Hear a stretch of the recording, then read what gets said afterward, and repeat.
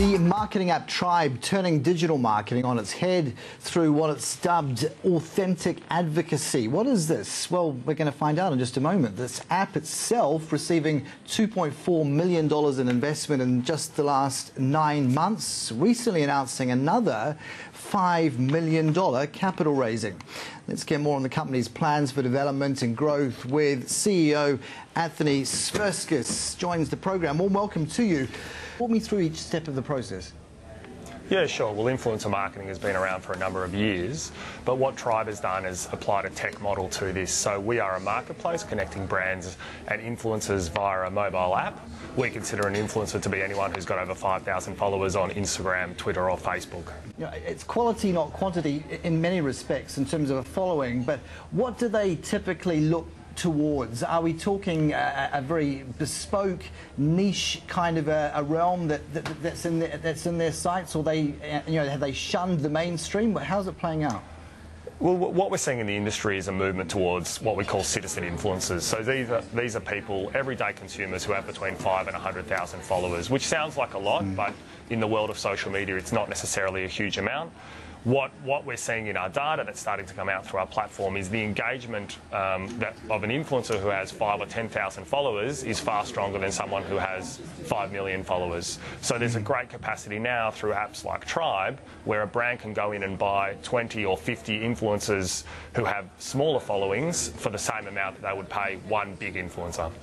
You've used an offshore development team for the next growth phase to take it beyond Australia. What specifically is the brief there? Where are you hoping to splash, and what metrics are you targeting now?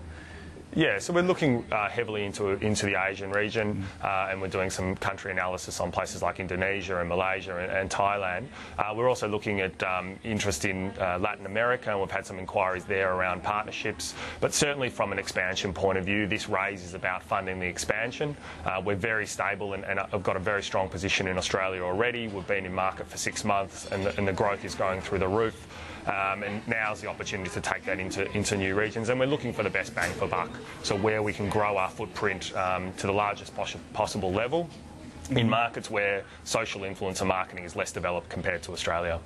And just in terms of this current funding round, you've got a split between strategic investors, family offices, small to mid-market funds. What would you be hoping that the landscape looks like for your key shareholders, say in the next 5 years? What would the ideal balance be there?